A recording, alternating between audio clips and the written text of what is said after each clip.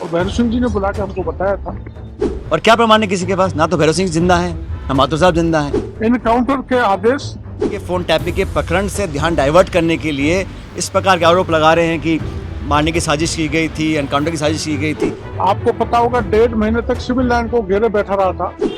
किसी भी स्वर्गीय नेता को या कांग्रेस की पिछली सरकारों को इस प्रकार दोषी बनाना बिना तथ्य के, बिना प्रमाण के, ये दिखलाता है कि आप ध्यान डिफ्लेक्ट करना चाहते हैं। ये बात सही है जो गोपाल जी ने कहा था।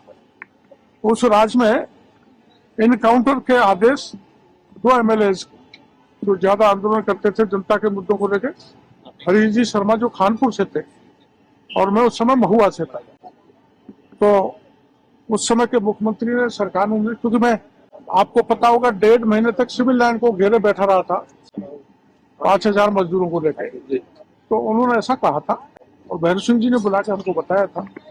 और भैरव सिंह जी ने उस समय के डीआईजी सिक्योरिटी को चेतावनी भी दी थी। उसके गवाही अपने गोपाल शर्मा थे, उस समय पत्रिका में थे, 1-2 अधिकारी और थे, उनका नाम भी मैं एक पत्रकार वार्ता बुला के आप लोगों को बताऊंगा। ये सच बात थी कि वो हमारा एनकाउंटर करना चाहते थे उस समय। मैंने देखा कि सत्ताधारी दल के एक विधायक ने एक बड़ी गंभीर बात बोली और दुर्भाग्यवश स्वर्गीय माथुर साहब की जब सरकार थी राजस्थान में, उस समय के आरोपों पर वो अपना वर्णन कर रहे थे। बड़ा दुर्भाग्यपूर्ण है क्योंकि वो दोनों पूर्व मुख्यमंत्री दुनिया में नहीं हैं, ना तो माथुर साहब हैं ना शेखावत साहब हैं। लेकिन दशकों पुरानी कही सुनी किसी बात को एक जिम्मेदार विधायक, सत्ताधारी दल का विधायक इस बात को मीडिया में बोलता है, उस पर चर्चा होती है, ये मैं समझता हूँ बहुत निंदनीय है। और किसी इस प्रकार इतिहास में जाकर जो बात शायद कहीं सुनी होगी या ना भी होगी, उसका विवरण करना और आरोप लगाना कि हत्या की साजिश कभी की गई थी, मैं जो उन्होंने कहा उसका मैं खंडन करता हूं और उम्मीद करता हूं कि इस प्रकार की बातें ना बोले।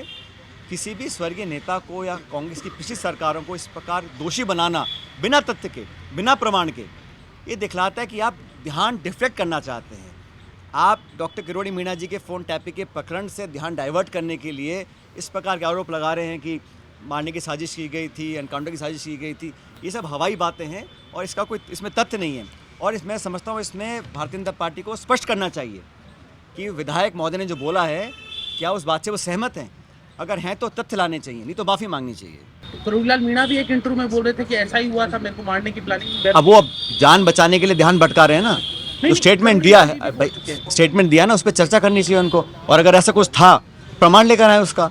लेकिन जो दुनिया में नहीं है, 20-25 साल 30 साल पुरानी बात कर रहे हैं आप, ऐसी आरोप लगा देंगे किसी के ऊपर, तो ये गलत है। वो तो आज आप क्राइसिस में आ गए हैं, आप अपनी जान छुड़ाने के लिए इधर उधर की बातें कर रहे हैं। और क्या प्रमाण है किसी के पास? ना तो भैरव सिंह जिंदा है, ना माथुर साहब जिंदा है।